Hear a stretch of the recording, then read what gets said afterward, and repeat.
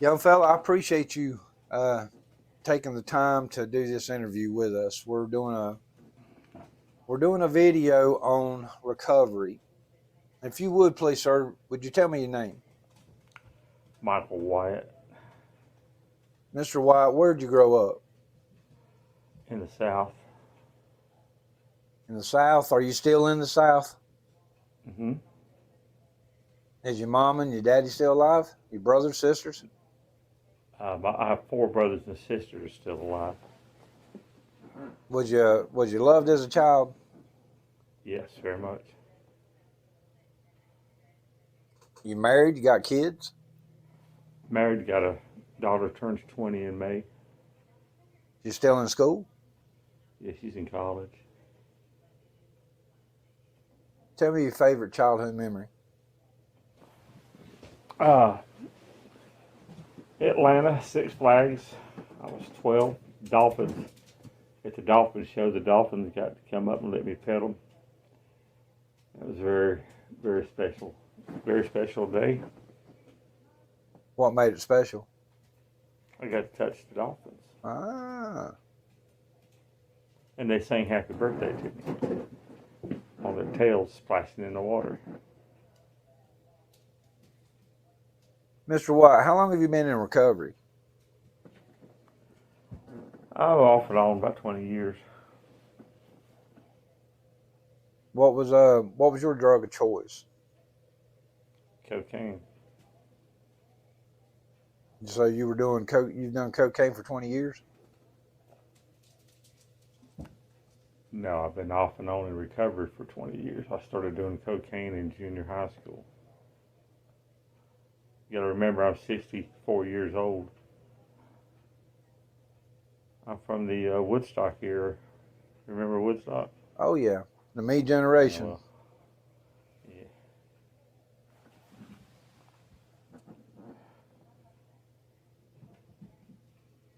When were you first introduced to cocaine? Hard to pinpoint it. It was somewhere in junior high school. So you, from junior high to 20 years later, you had been. Well, snorting it in junior high school after I got out of the Army and I went to Georgia to try my hand at being a carpenter. They were shooting coke and I let them shoot me up, so it's opened up a whole nother door in a different direction. Snorting it didn't do anything that shooting it did. Smoking it was a whole nother level. Craving more. Kind of thing you can't forget, but you never want to do again. So you started getting into it mostly when Later. men on the crew. Yeah. Well, they were shooting it, and I didn't want to. My brother taught me into doing it. You know, and then years later, he's condemning me because I'm getting high, and I'm like, "You're the one that started all this." You know, so always the blame game. It's never my fault, somebody else's. But I opened that door to that strong man and let him have control, and them spirits played with me for quite a few years, off and on. Working as a carpenter, park ranger, carpenter, you name it. Didn't steal.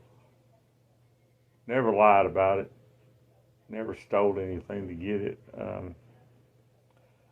But my own money was in danger in my pocket. There was 15 years that I was sober and I could carry 1,000 in my pocket and it didn't bother me till that one day when I made a left turn instead of a right and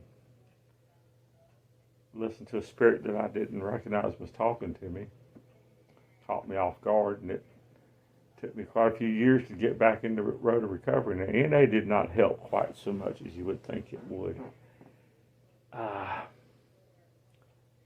It's good to talk about it and get it out there because it releases you from it when you tell others. But it's embarrassing, it's degrading, it's very humbling.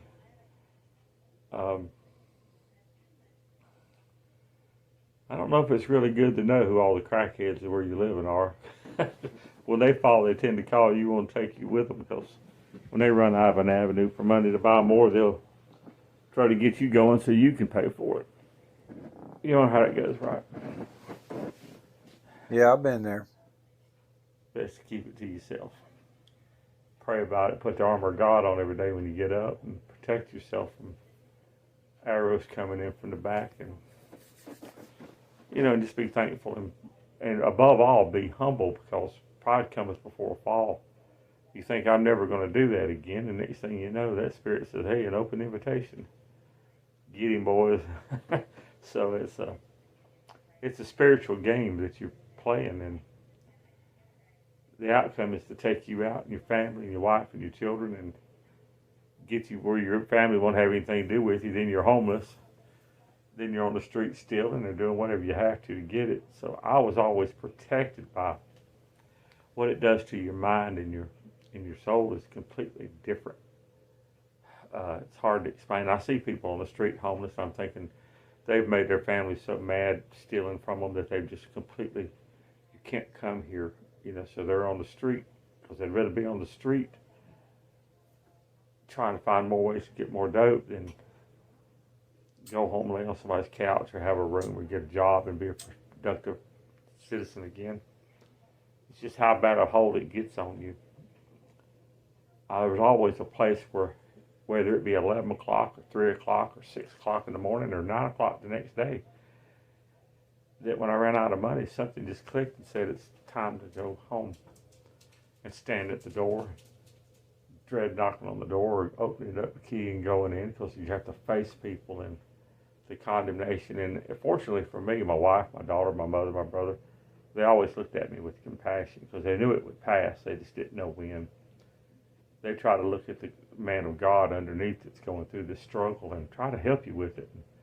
There's really not a lot people can do. There's not a lot they can say. They have to wait for you to calm down and cool down, and the spirit get off of you, and the jonesing to where you can. I remember my mother come in and covered me up while I was laying there trying to go to sleep, and she just kissed me and said, it's going to be all right. This too will pass at some point. But it's humbling. It really is.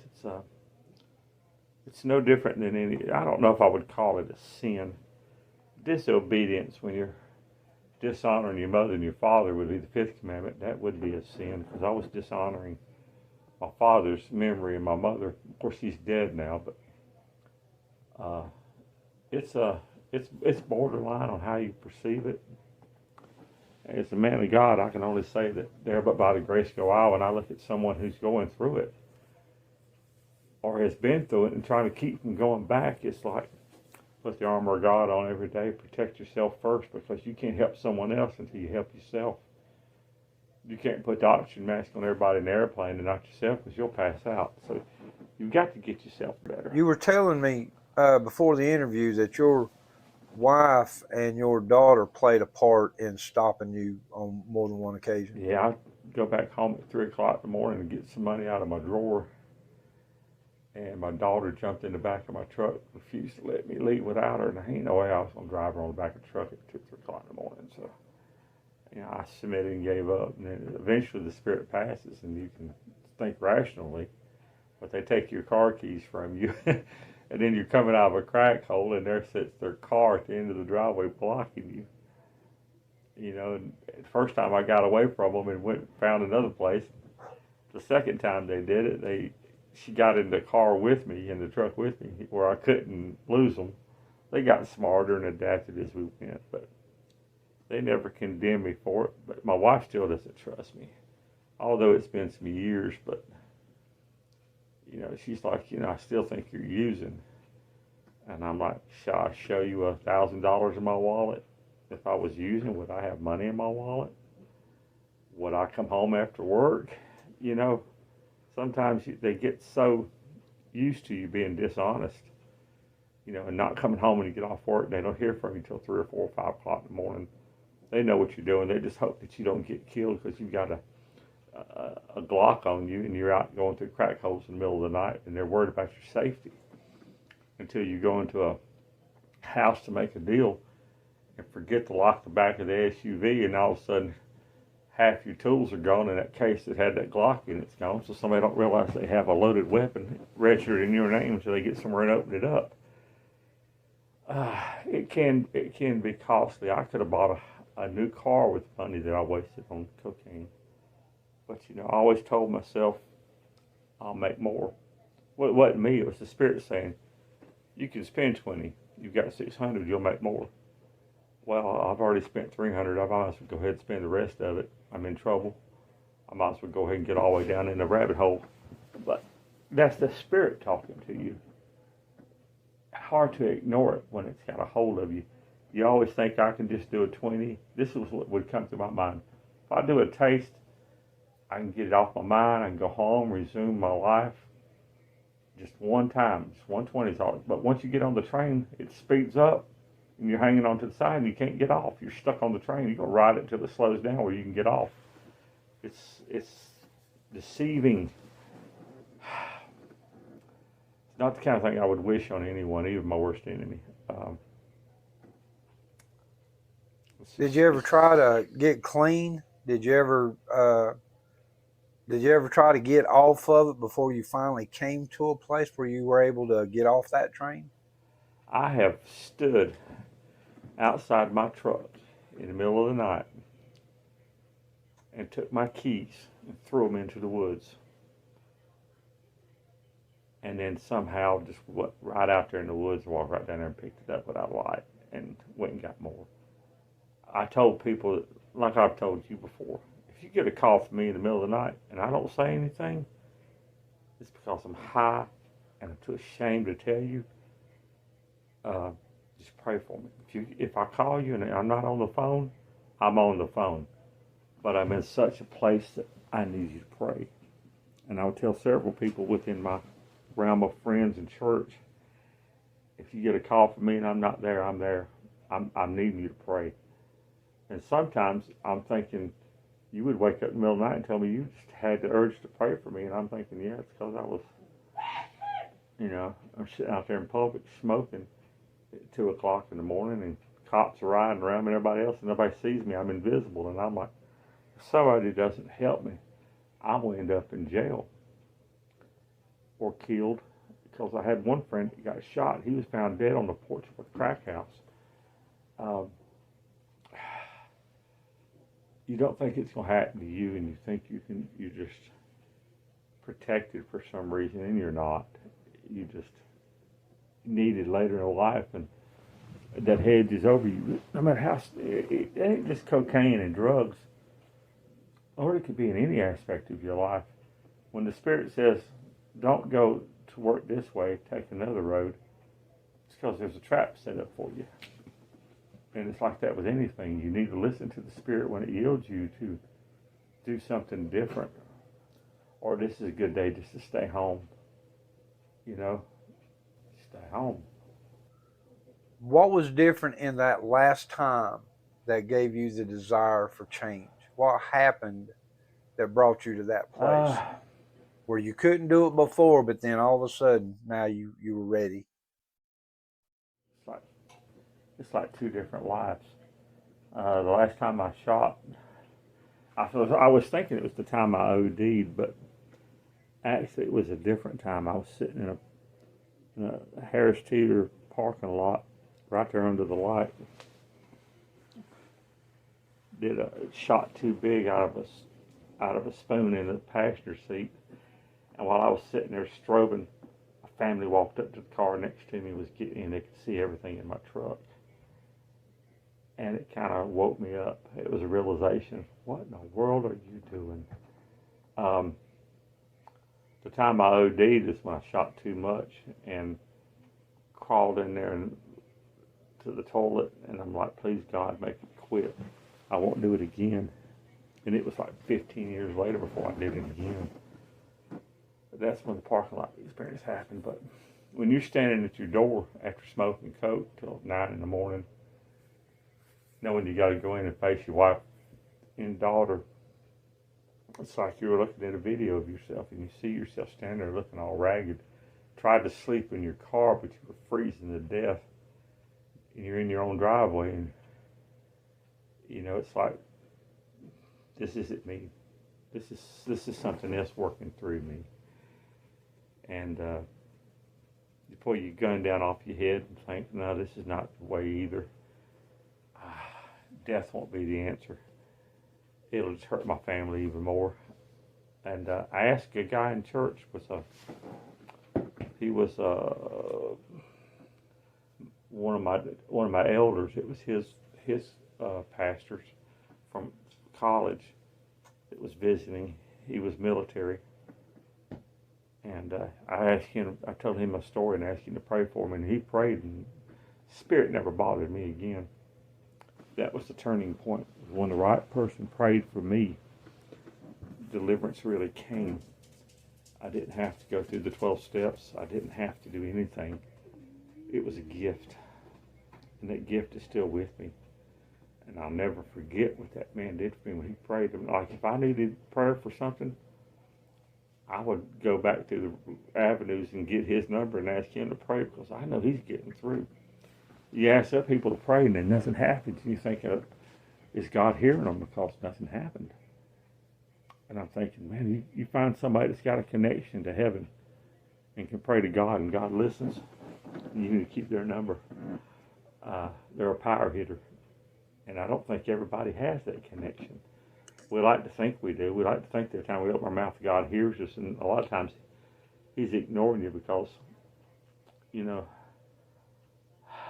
God does not hear the prayers of a sinner. He only hears the prayer of repentance. Yeah, Mike, if you had a word of advice that you would want to give to someone that is looking to go into it, for one, to try the drug, or also if you're looking a word of advice for those who have a desire to be free of it, what would your advice be on both of It's those? what they say in NA. One's too many and 1,000's never enough. Once you open that door, it's very hard to close it behind you. It's a nasty spirit to play with. Peer pressure. Stay away from people who do it. Don't go in areas where it's sold and where it's done. I mean, if you got to be a recluse and stay locked up in your home, if your desire is that bad, stay locked up in your home. It's not worth it. There's nothing out there in the world worth your sanity, because that's what it's after. In this last day, especially men, I know it's stronger on women, but if it can take you, it takes your wife, it takes your children. My daughter will probably never touch cocaine because what she saw me go through. She'd be scared to death of it. She'd be scared to death of anybody that did it. That was the only good thing that came from it, is an example of my daughter. But then again, I get angry now and I cuss because I don't know how to filter that frustration inside of me. It's like a personal exorcism. You think you've cast it out and it's just laying dormant. It goes away for a season and then it comes back stronger than it was the first time, which was the case with me. It lay dormant for 15 years and made me think it was gone, and it was just laying dormant, waiting. No hurry, no rush. We'll get you when you're at your weakest. We'll know when to strike. What would your word of advice be for those who have a desire to be free of it? Find a power hitter.